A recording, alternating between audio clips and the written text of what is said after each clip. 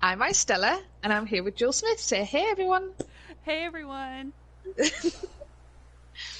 And this is a little impromptu Halloween chat stream. So Well, yeah, I hope we you've got stuff planned. we keep chatting about scary movies and Halloween and all Yeah. kinds of things, and I just thought, you know what? Instead of me always being the one talking and reading your comments, Mm-hmm. you can talk and we can hear everyone can hear I both can of us. talk. Yay! And we can hear your lovely Yay. voice. Yes. Oh, thank you. So yeah, it is the week before Halloween. I don't know what you're doing this year because of the current situation. Do you guys tend to do anything? Well, my girls are older now. My daughters are 16 and 20, so we don't go trick-or-treating and that sort of thing like we used to. But, you know, they would usually, normally, if it wasn't for the pandemic, they'd be having friends over. They play Dungeons and Dragons, or they play... Nice. For Halloween, they'll usually get together and play a spooky game, whether that's like a tabletop game or a video game or something. How about your girls? Are they still trick-or-treating? We have been. Obviously, this year it's not really something we can do because sticking your hands in candy balls that have been left out, and you don't know who else has already done that, and it's probably safer not to this year. So we are thinking about what alternatives we can do. We were thinking about having a movie night because we do. That's something else we've missed. We've missed going to the cinema. Yes. That's been really tough because we're quite the cinema family. We love taking the girls to see new movies and stuff like that. So that's a bit of a disappointment. But we are going out to a drive-in on the Friday. We've never done it before, so it's something new for the four of us.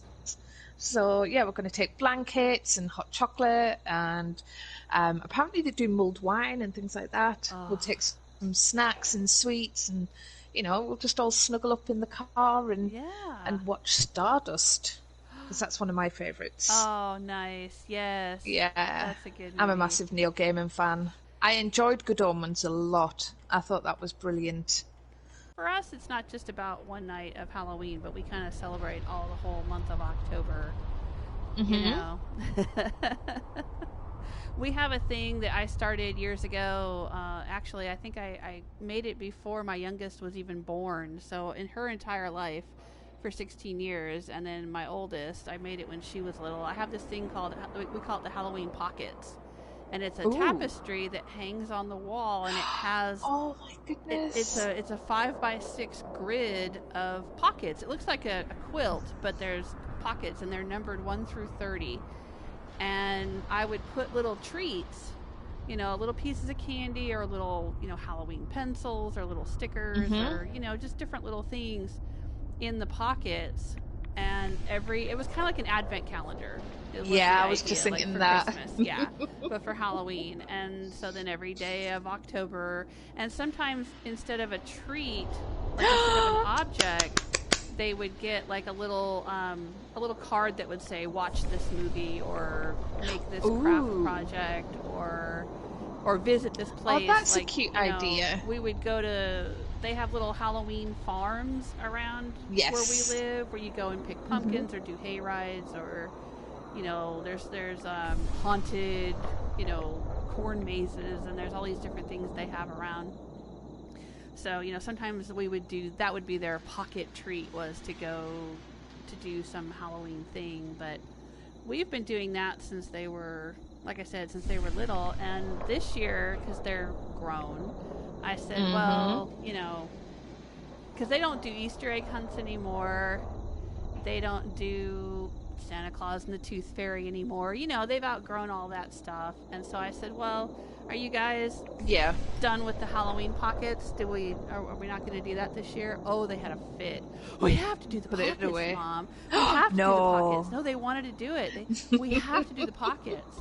And I was so surprised. That's fabulous. Because I thought after everything else, they didn't want to do, we don't want to do Santa Claus, we don't want to do Easter, we don't want to do, but they still wanted to do the Halloween pockets. Oh, that's sweet though. It's something different, isn't it? I like it. It's unique. Yeah. Yeah. I think the could do with more unique. Well, how do you guys usually celebrate? I mean, like, what's the general feeling in the UK of how people celebrate Halloween? Goodness, it depends on the area, and it depends. Like throughout my lifetime, it's been very, very different because I've lived all over the UK. Mm-hmm. And when I was young, we didn't celebrate Halloween at all. Oh.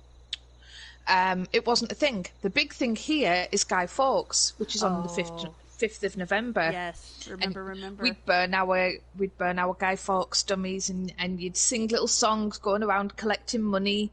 Halloween wasn't even really a big deal at that point. Moved to Scotland, and it was a lot different. They were really into it there, not in an American way, but in a very, very British way. So we didn't carve pumpkins, we had turnips. Nice. And I don't know whether you've ever tried, but carving a raw turnip is a lot harder than carving a pumpkin. Trying to hollow that beggar out. My mum, bless her heart. And she didn't just do it for me, she did it for my sister as well. So we each had our little spooky turnip. Oh my goodness, they're tiny compared to pumpkins, and they're hard, and they stink when the flames get to it. But yeah, it was all about the witches, the ghosts, the goblins, the ghoulies. My dad read us the Ballad of Tam O'Shanter, and I'll never forget the image of Tam O'Shanter's horse jumping the river and losing her tail because the ghoulies had managed to catch up with them, but they landed safe on the other side because the fae couldn't cross the running water. Cross water, right? So yeah. Well, that sounds similar to the Sleepy Hollow story. There was that story over here. I think it was Washington Irving wrote a story about Ichabod Crane and how the Headless Horseman was going to get him, and he had to run across a bridge. He had to cross water to get away from the Headless Horseman. We used to watch the Disney cartoon when I was a kid, and I'd read the story when I was a kid. It sounds very similar. Yeah, all the spooky aspects and the carved turnips and all that. I mean, that's kind of where the American practices originate, I think. Probably started, yeah. Yeah, that's what people came over from Scotland and Ireland and brought those ideas over. But it's similar here to, like you said, it depends on where you live in the country. Yeah. Well, when I was a kid, I lived in Los Angeles, and the houses, you know, it's a city, so there's lots of houses. And this was in the 70s. So in the 1970s, most people participated in Halloween, but they didn't really decorate for it. Like, the most that you got would maybe be a carved jack-o'-lantern out front, and you would go door to door and you would trick or treat. And I would say, like, maybe of every 10 or 15 houses, maybe one of them would turn their porch light off, and that meant that they weren't going to hand out anything. So you just skipped that house. But most everybody handed out something. And in the 70s, there were still a lot of people, older people, who had lived through the Depression. And so they would give out walnuts. We would get walnuts. Like, you know, the shell, like in the shell, you know, the hard walnut. Like, they would buy a bag of walnuts and everybody would get a walnut because that's what they gave out in the Depression, I guess, or something. I don't know. But, or we would get a penny. There were older people who would give out pennies. Everybody would get one penny, or you'd get one walnut. Some people gave out little tiny boxes of raisins because it was California and raisins were really popular out there. California raisins, you remember from the 80s? But raisins were a thing, and we would often get a lot of boxes of raisins, which I never ate. I always just chucked them in the bin. I didn't want the raisins.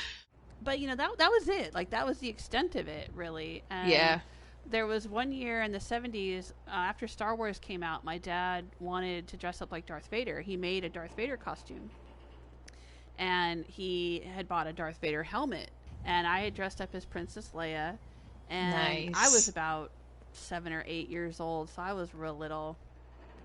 And it scared everyone. Like, people weren't used to going up to a house and having, like, someone in a costume answer the door. Like, we got yelled at by so many people. And there were mothers that would, like, snatch their kids up and run down the street screaming because it was, like, it freaked them out so bad. And we were like, what's wrong with these people? Like, we didn't think it was. I mean, nowadays everybody does that. Like in the U.S., like everyone puts spooky gravestones out front, and they play music, and they dress up, and you kind of like some people turn their garages into haunted houses, and like they totally get into it here now. But back then in the 70s, it was, I guess, kind of a weird thing, and everyone thought we were just so. I mean, a few people liked it. Some of the younger boys thought it was really cool and everything, you know, but like there were a lot of parents that thought that it was just really weird and took their kids and ran away. But but then when I got older, when I was an adult, I lived in the Midwest and up around Chicago, and everyone up there was so into Halloween. I mean, that was where people would just transform their front yards into cemeteries and turn their garages into haunted houses. And I mean, they would go crazy with all the decorations and costumes and to have big parties and stuff. I mean, they really loved Halloween up there. When I was very little, when we were in Scotland, we got the raisins and stuff like that as well. But instead of walnuts, we got given peanuts, but they were still in the shell. So they're called monkey nuts over here. Oh, okay. So yeah, we were given these, and obviously they've not been salted or anything like that, or roasted. So you open them up and you start eating them, and you're like, "Oh my goodness, that's disgusting! Who would? That is not a Halloween treat. What is the matter with you?" And then we moved back down to England again, and it was back to, no, we don't do that kind of thing. There's no what we did in Scotland as well. We bobbing for apples. Yes, we did. Used to bob for apples, and we would have apples on strings. We did that strung too. Between two branches. Yeah. But nothing like that in England. Nothing at all. Wow. And it's only in the last 15 years or so that that's changed. Because it kind of spread down there. People started doing it, or the area I live in now, there's an awful lot of Americans. Oh. So I think, in this area at least, I don't know about the rest of England, but where I'm living at the moment, we do have Americans coming in, living, sharing their customs and stuff like that. So we get the haunted houses as well. And it depends, you know, how long they've been here. If it's the first year, they won't do a lot. But if you've had someone here for maybe 3-4 years, they go all out.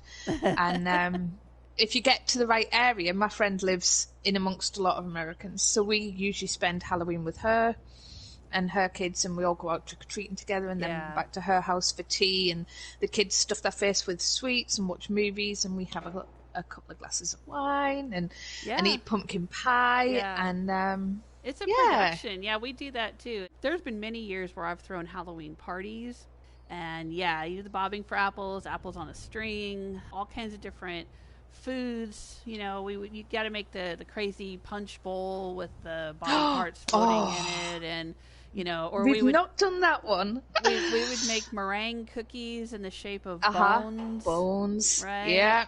Yeah. Or I'd make my famous, it's not really a Halloween thing, but I would make this cat box rice.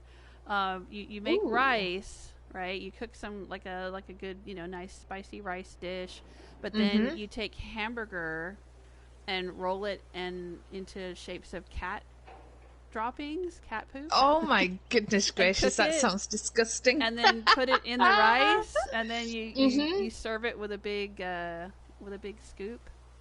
You know, you buy a brand new one at the store, but you use a cat box scooper to serve the rice and the hamburger.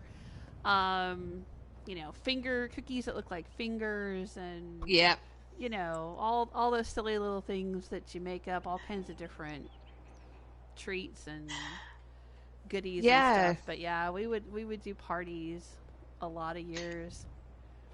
See, my favorite to make is my graveyard cheesecake. Ooh, and I make it using Oreo cookie base, so it's nice and dark. Yes. And then I grind up a load of Oreos to put on top with some chocolate cake, so it looks like graveyard dirt. There you go. Okay. And then I make jelly worms by yes. Instead of using just water, I use milk for the cold. So I use boiling water to mix up the jelly, and then I add milk instead of cold water. And I lay them at an angle so they all come out slant, with the little pointy bits at the end. And I extend the jelly straws so that they've got the wiggly bit, the bit in the middle that's a bit thicker. Let them set, and then you've got to squeeze them all out of the jelly straws, and you end up with all these pink wriggly worms. So you chuck that in on top of the soil, sprinkle a bit more soil on top of it, and serve up your cheesecake, graveyard cheesecake. It's fantastic. Now, see, we make stuff like that here, only we don't make the jelly worms from scratch. They sell bags of gummy worms that you can buy in the store. And then, I've known a lot of people will use those and make graveyard cakes or cups of crushed Oreo with like gummy worms in them or whatever. Mm-hmm. Yeah. I didn't know you could actually make the worms. Yeah, that's what I do. We make mummy's fingers out of hot dogs, and we cut a nail off. Yes. And then we wrap them in shreds of tortilla as if they were mummy's wrappings. We've done that one. Yeah. The best one I've had, there was a book when I was a teenager at high school. I can't remember what it was called, and I've never been able to find it since. I've gone on Google and eBay and Amazon looking for this book, and it was a very British book about how to be a witch. And it told you how to dress, what plants to grow in your garden. Comically, it was a parody book. It was beautifully illustrated. But they had some recipe sections, and they had a spider trifle. Ooh. And the spider trifle had little raisins with half almond fly wings. Nice. Put all the way around on the inside, pressed between the sponge and the bowl. And then you had like a little spider on top made out of a black grape and some licorice. So that was one of my favourites that I ever saw done. Oh, that sounds like fun. And I'm just like, oh my goodness, I missed that book. I want that book. Oh. Well, now, you also said you'd been watching movies with your girls. Yeah. You and I were talking about movies the other day. We were. What movies Stuff have that's you been suitable watching? for her to watch. Yeah, well, right. Yours are a little bit younger than mine by a couple of years. I have got a scaredy cat. She's my youngest, and she doesn't like being... She loves roller coasters, and she's very daring in that respect, but she doesn't like jump scares. She doesn't like spooky things. She doesn't like stuff like that at all. Okay. My eldest likes that kind of thing, but there's only a certain level she can handle. So I have to be a really good judge. And because I love horror books and movies and TV shows and stuff like that, sometimes I'm not always the best judge of what she can handle. So there's an awful lot of, okay, we're going to try this because you've asked, but the moment it starts to get too much, you've got to let me know. And then she's squeezing my hand, and then she starts shaking my hand, and then she's like, Mum, turn it off. And I'm like, oh, okay, yeah. I was so into what we were watching. So, I like a lot of Asian horror. She said, let's watch The Ring. I've said no. Nope. Let's build up to that one, shall we? Work our way up to The Ring, yeah. Exactly. So we've watched some scary TV shows, not quite Goosebumps, but similar. And then I saw a new Korean show was out on Netflix called Goedam, I think. Goedam. Okay. And we started watching that, and we got to a certain point, and she's like, no, I'm done. So she stopped. Which was good, because I then watched the entire series, and I'm like, yeah, no. Good call. It is a good show, but it's not for her. No, she's not ready yet. Okay. So I'm trying to find things that aren't too babyish, but are spooky enough. And that's hard. That's a hard in-between time. I know. Yeah, I went through that with my girls. Well, with my youngest. Well, I guess we're still kind of going through it, where she wants something to be scary and spooky, but not too scary and spooky. Yep. And it's kind of like, well, I don't know where your threshold is, kid. Yeah. Like, there's some things I'll say, let's watch this, and she'll go, oh, that's not scary enough. And then there's other things where, well, how about this? That's too scary. Yeah. Well, we just watched Underworld the other day. Yep. I watched that with my youngest, and she's 16, and it was just right. She liked it a lot. It's not really scary. I mean, it's really not scary. It doesn't. There's a lot of action. Yeah, it doesn't have jump scares. It's got supernatural characters and a creepy environment and all of that. Yeah. So, that was just right. She actually liked that a lot. So we're gonna watch another Underworld movie soon, probably before Halloween. We enjoyed Buffy and Angel. Oh, her friends recommended The Vampire Diaries. Uh-huh. And I was a bit like, oh, I really don't want to watch it. But if it means spending time with her, then it's worth it. Right. She did not enjoy it. Oh, wow. Because it was all teen angst romancy stuff. And it's like, she's done that with Buffy. And Buffy did it really, really well. Yeah. And I just think, she didn't even get to the vampire part of the Vampire Diaries. She was just like, man, this is so boring. That girl's so dumb. And I'm like, wow. Yes, you are right. Well done. Good for her. Yeah. Absolutely. And I think with Underworld, she doesn't like to be told what she would enjoy. She's very like me and her dad like that. For years, her dad was told, oh, you should try Breaking Bad, you'd love it, blah, blah, blah. And he never did. He was like determined not to because everyone told him he would. Right. And I think because her dad has said, oh, it's about vampires and werewolves, you'll love it, it'll be great. I think she's just got it into her head, oh, I'm not going to like it. I'm deliberately not going to like it. Sure. Which is fair enough, because I was the same. Like, someone suggested I watch Twilight, and then I found out about, vampires in the daytime and sparkly, and what? No, I don't think so. Right. Give me Vampires from Dusk Till Dawn, or John Carpenter's Vampires, exactly. or Interview with the Vampire, even. Yes. Dracula. Give me something proper. Yes. Something to get my teeth into, as it were. Yes. But don't give me this silly romantic nonsense. And nah. I had the same. I had people when Twilight started getting popular years ago. I had friends that came to me and said, "Oh, I've been reading Twilight. You should read Twilight. Oh, you know what you would like? You would like Twilight."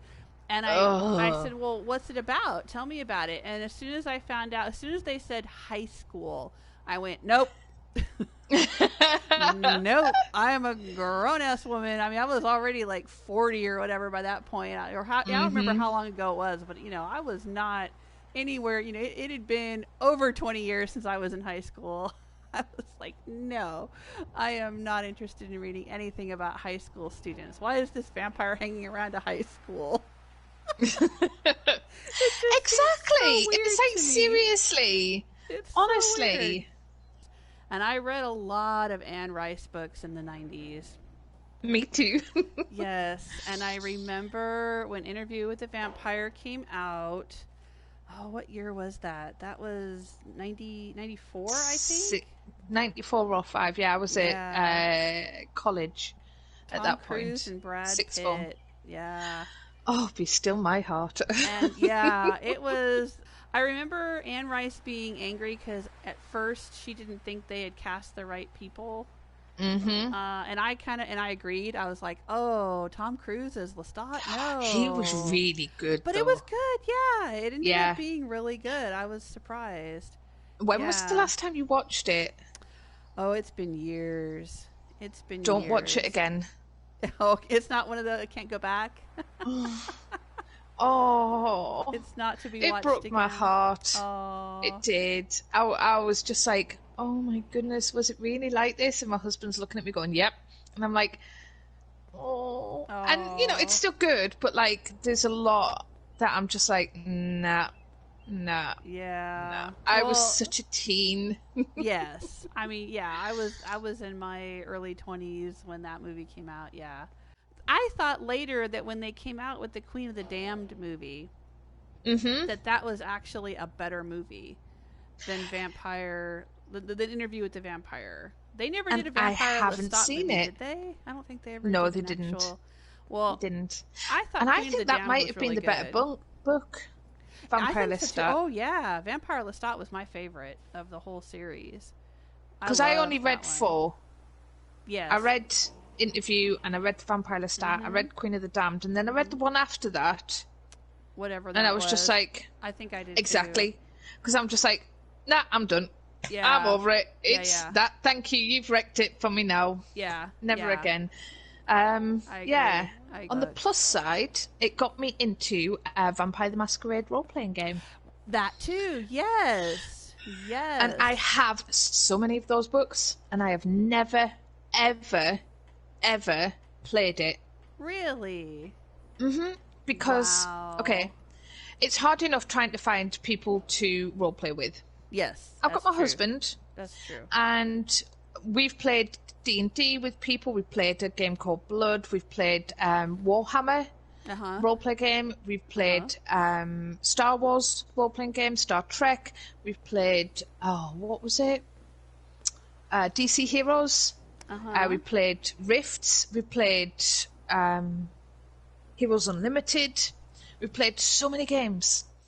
But role-playing Vampire the Masquerade takes a level of maturity that in the guys that we were role-playing with, they just didn't have it. Yeah. They weren't interested in complex, moral systems and stuff. They just wanted to be Brugia and kick-ass and stuff like that. And you're like... Right.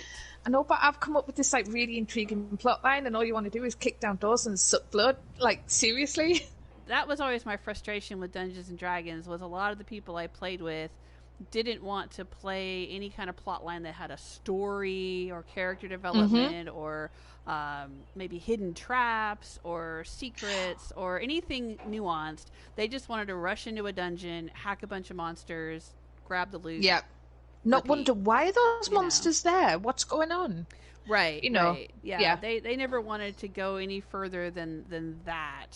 And that always frustrated me with Dungeons and Dragons, because I'm a storyteller and I wanted to have so much more going on than that, Yes. That's when I take matters into my own hand. I like to play a gnome, a tricksy gnome. Yeah. And I enjoy plaiting the wizard's beard together with the warriors while they slept. There you go. And they woke up eye to eye contact and nose to nose, virtually lips to lips. And it's like, dudes, if this is the way you're going to play it, I'm going to play it my way. There you go. There you go. Exactly. So, yeah. And you can do that with D&D.